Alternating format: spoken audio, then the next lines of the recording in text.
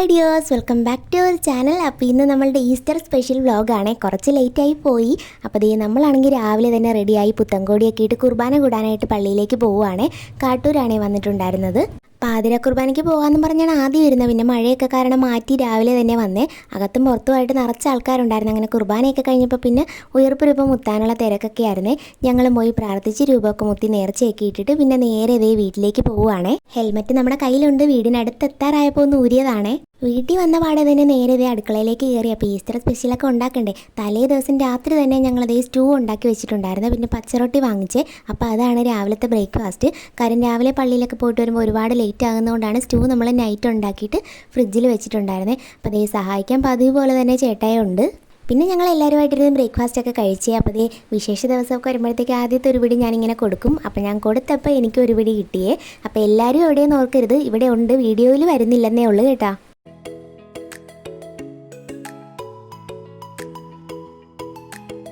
ഫുഡൊക്കെ കഴിച്ച് കഴിഞ്ഞ് പിന്നെ അതേ കുറച്ച് തുണിയൊക്കെ അലക്കിയിട്ട് വിരിക്കാനുണ്ടായിരുന്നേ. അപ്പോൾ അതേ ഒരു 10 മണിയൊക്കെ ആയിട്ടുണ്ട്. അത് കാരണം തന്നെ നല്ല കരിഞ്ഞ വെയിലാണ്. ഞാൻ തലയിലൊരു തുണിയൊക്കെ എടുത്തിട്ടിട്ടാണ് ഇങ്ങോട്ട് പോകുന്നത്. തുണിയൊക്കെ വിരിച്ചിട്ട് ഇതേ താഴോട്ട് ഇറങ്ങിയപ്പോൾ നമ്മുടെ പേരമരത്തേൽ ഒരു പഴുത്ത അമ്മിയ പേരൊക്കെ കിടക്കുന്നത്. അത് പറിച്ചെടുക്കാൻ കുറേ പരിശ്രമിച്ചപ്പോഴത്തേക്ക് നേരെ അത് താഴേക്കാണ് പോയത്.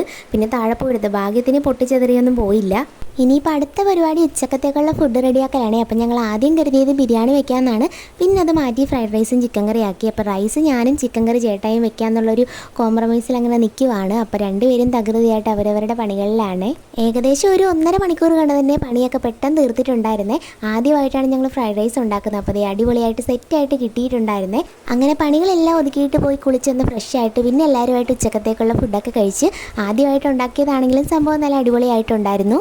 പിന്നെ ഉച്ച കഴിഞ്ഞൊരു 3:30 ആയപ്പോഴത്തേക്കും ഞങ്ങൾ ഓർത്തുനിന്ന് പുറത്തൊക്കെ പോയി കറങ്ങിയിട്ടൊക്കെ വരാം, ഈസ്റ്ററൊക്കെ അല്ലേ. അങ്ങനെ ദേ പോകാനായിട്ട് റെഡിയായി. അപ്പോൾ ഇത് ചേട്ടയുടെ പുതിയ കണ്ണാടിയാണ്. ഞാനതെടുത്ത് വെച്ചപ്പോൾ എൻ്റെ അടുത്ത് നിന്ന് വാങ്ങി. അപ്പം ഞാൻ ഓടിപ്പോയി എൻ്റെ കണ്ണാടിയൊക്കെ എടുത്തുകൊണ്ട് വന്നതാണേ.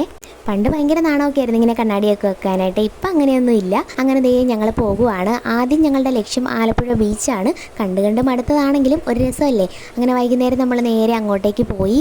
ഈസ്റ്ററൊക്കെ ആയതുകൊണ്ടാണെന്ന് തോന്നുന്നു നല്ല ആളുണ്ടായിരുന്നു ബീച്ചിൽ. അപ്പോൾ അതേ നമ്മുടെ ആലപ്പുഴ ബീച്ചിൽ ഈ ഒരു ഐറ്റം പുതിയതായിട്ട് വന്നിട്ടില്ല. അതിൻ്റെ പേര് ഞാൻ മറന്നുപോയി. അങ്ങനെ അതൊക്കെ കണ്ട് പിന്നെ നമ്മളതേ കാറ്റാടിയുടെയൊക്കെ ഉള്ളിൽ പോയി. അവിടെ പുതിയ ഐറ്റംസൊക്കെ ഓരോന്നൊക്കെ ക്രിയേറ്റ് ചെയ്തിട്ടുണ്ടല്ലോ. അപ്പോൾ അതേ പിള്ളേരൊക്കെ ഒത്തിരി പേര് അവിടെ കളിക്കുന്നൊക്കെ ഉണ്ടായിരുന്നേ. കുറച്ച് സമയം അവിടെ ചുറ്റിക്കറങ്ങിയൊക്കെ നിന്നിട്ട് പിന്നെ അതേ ഇടയ്ക്ക് പോയി ചേട്ടായി കപ്പലണ്ടിയൊക്കെ വാങ്ങിച്ചുകൊണ്ട് വന്നേ. ഇവൾ ഡയറ്റാണെന്ന് പറഞ്ഞിട്ടൊന്നും ഇപ്പോൾ ചിലവരൊക്കെ ഓർക്കും. അപ്പോൾ ഒരു ഈസ്റ്ററൊക്കെ ആയതുകൊണ്ട് ചെറിയ ഒരു ഇളവ് ഞാൻ ഇന്ന് എടുത്തായിരുന്നു. എൻ്റെ ആശാനിത് കാണുന്നുണ്ടോയെന്ന് എനിക്കറിയത്തില്ല. പിന്നെ അവിടുന്ന് നേരെ സിനിമയ്ക്കായിട്ട് പോയേ. ചേട്ടായി പോയിട്ട് ടിക്കറ്റൊക്കെ എടുത്ത് പിന്നെ സ്നാക്സും ഒക്കെ വാങ്ങിച്ചുകൊണ്ടാണ് നമ്മൾ ഉള്ളിലേക്ക് കയറിയത്. നമ്മൾ റെയ്ബാനിലാണേ പോയിട്ടുണ്ടായിരുന്നത്. ആലപ്പുഴ ജിങ്കാന കാണാനായിട്ടാണ് പോയത്. നമ്മളുടെ നാടിൻ്റെ പേരിലൊരു സിനിമയൊക്കെ വന്നിട്ട് പോയി കണ്ടില്ലെങ്കിൽ അത് മോശമല്ലേ. നമ്മുടെ ആലപ്പുഴയിൽ ഓരോ സ്ഥലങ്ങൾ സ്ക്രീനിൽ കാണുകയും സ്ഥലപ്പേരൊക്കെ പറയുകയൊക്കെ ചെയ്യുമ്പോൾ ഒരു പ്രത്യേക സന്തോഷമായിരുന്നു. ചിരിക്കാനൊക്കെ ഇഷ്ടപ്പെടുന്നവർക്ക് എന്തായാലും ഈ സിനിമ ഇഷ്ടപ്പെടും. വോയിസ് കവർ ചെയ്യുന്ന ടൈമിൽ മഴ ആയതുകൊണ്ട് ചെറിയൊരു ഇറിറ്റേഷൻ നിങ്ങൾക്ക് തോന്നും. അത് കാര്യമാക്കണ്ട. അപ്പോൾ ഞങ്ങൾ നേരെ വീട്ടിലേക്ക് പോവുകയാണ്. അപ്പോൾ അത്രയേ ഉള്ളൂ. ഇഷ്ടപ്പെട്ടാൽ സപ്പോർട്ട് ചെയ്യണേ. ടാറ്റാ.